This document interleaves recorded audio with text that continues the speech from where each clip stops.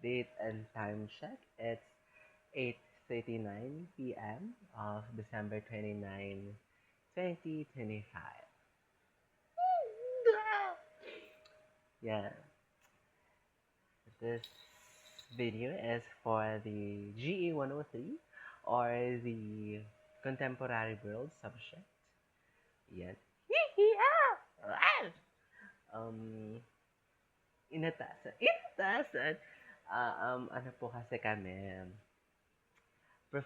last performance task na namin siya, actually.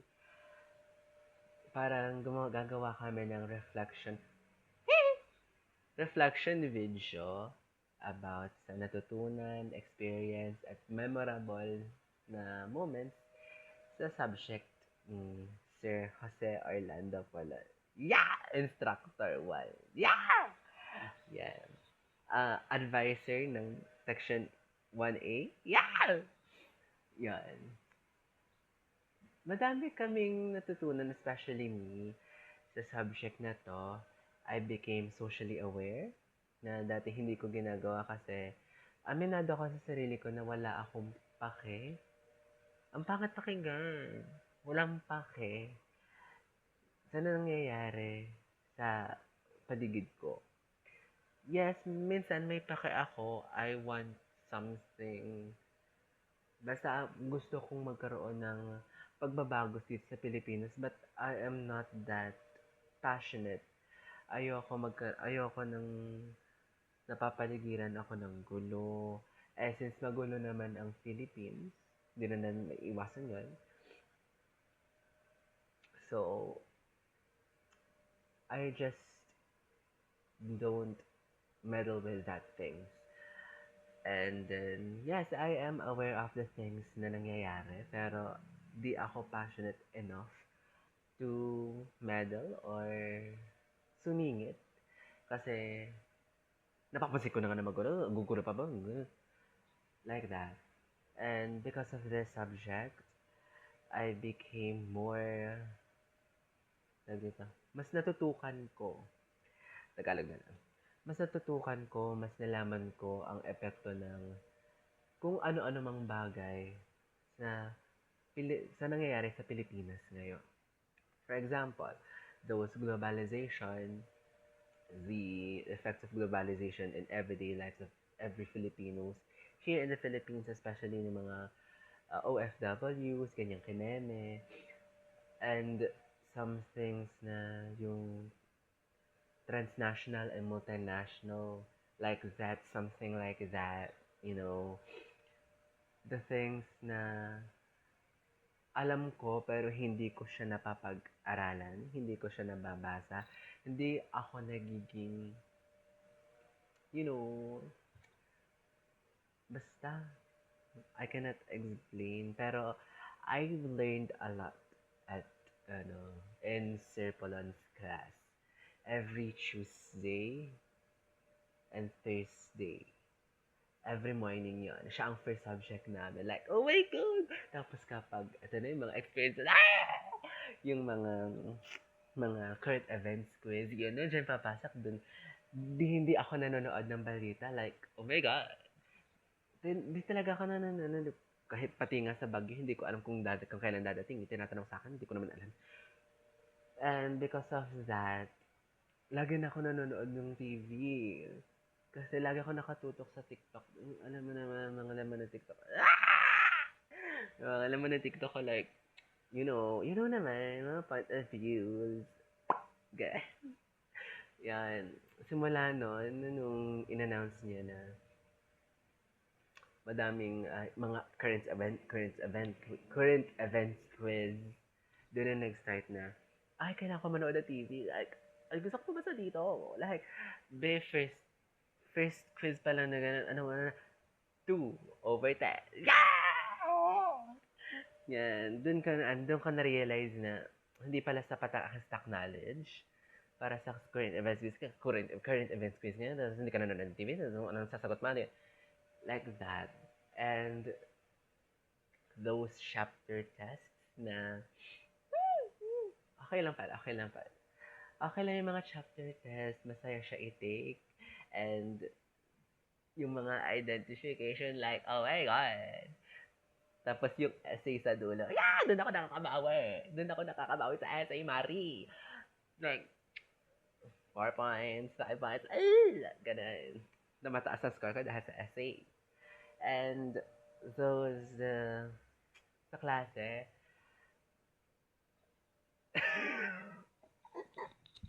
basta sa klase, the, si Sir Polon is, magaling siya mag-time management. Yun ang pansin ko sa kanya.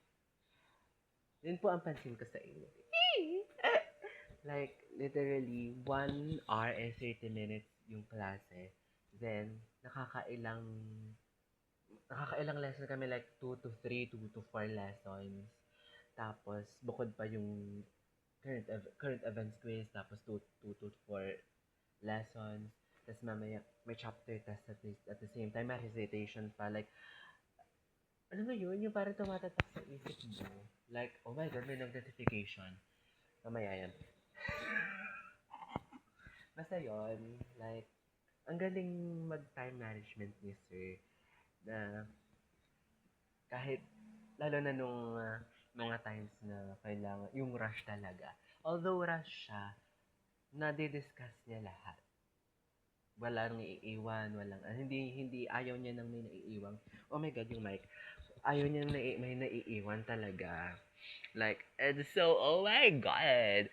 Like, humahanga talaga ako kay Sir kasi, alam mo, yung mga sinasabi niya, malalaman. And,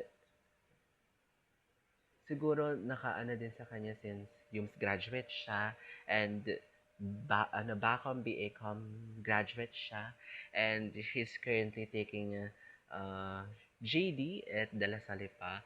Siguro, nakaano siya, na-integrate niya siguro yung mga nangyari ng mga ginagawa nila noon and ngayon para may maintindihan kami kasi yun yung tag dito, yun yung effective na pagtuturo sa kanya which is natututo din kami sa kanya because of that kind and technique of teaching. Ganon.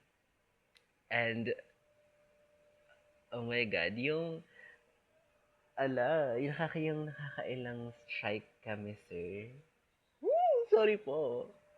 Nakakailang strike, nakakailang walk out. I'm sorry, sir. We're sorry. Like, oh my God. Basta yun. Yan. Um, mga, ang mga memorable. Yun naman yun na, sir. Yung DJ Remix. Yeah! Yan, ganun. And hindi ka po talaga makakalimutan is yung mga times na nakakailang strike kami and sorry sir and something like that and yun na yun naging ganto-ganto na po tayo noon kasi bati na tayo sir bati na ang 1D I'm crying ayun the whole unforgettable moments here at TCW or the Contemporary World or the GE103.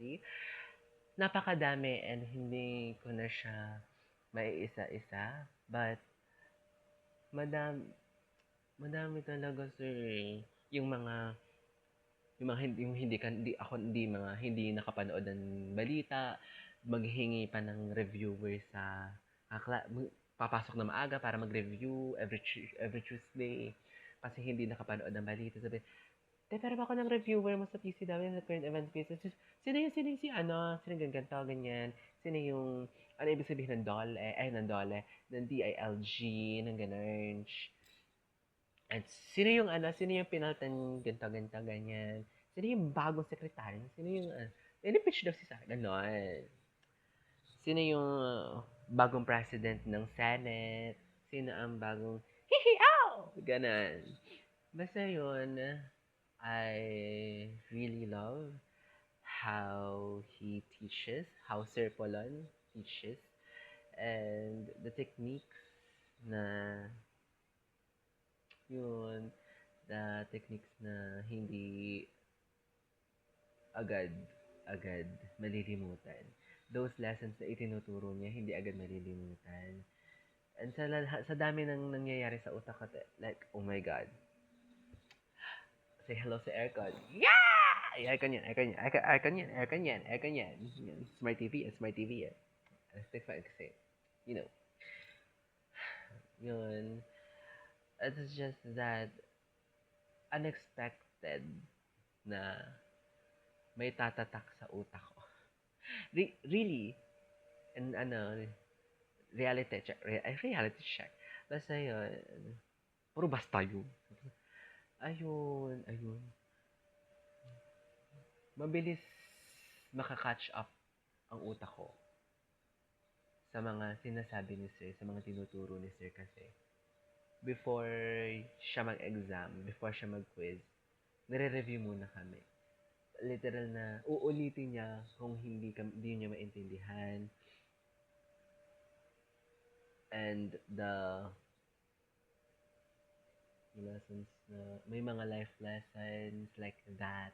Tapos nakikipagchikahan ng konti just to have a moment to connect with the class. And yun, I am just really happy and I'm really happy na naging teacher namin si Sir. It's an unforgettable subject for me kasi madami talaga nangyari. Literal na sobrang daming nangyari. Super dami nang nangyari. The quizzes, the exams, the recitations na literal ang strict ni Sir sa sa recitation. Bakla, kakabahan ka na lang bakla. Habang nagbabasa ka, go. Like, pero buti na lang, almost all of us ay nakakasagot. And, yun, it's just that the first wala na. Ayun, overall experience sa college this first semester is nakaka-pressure na, pero masaya. Nakaka-pressure na medyo mahirap, na di ko sure kung makaka-keep up pa ba ako, pero masaya. Masaya akong nararanasan yung mga hindi ko naranasan dati. Ano pa ba nga hindi ko naranasan? Yung mga gagawa talaga kayo ng kung anek-anek. Yes. Pero naranasan ko siya noon, pero hindi ganito kalala. Although hindi naman talaga siya malala. Mas malala pa ngayon dati. Mas malala pa siya dati. Like, hahanap ka pa ng ng ganito, ganyan. Ayun. Unforgettable talaga to. This is the second unforgettable year. Third unforgettable year of my life. Yeah. Bukod sa grade 11 and grade 12 ko. This is the most unforgettable, most memorable. And dito ako na pressure talaga. Kasi na senior high, I still have the friends na lagi kong kasama pag nag-exam. Although, ngayon naman, meron akong nakakasama. Friends, of course.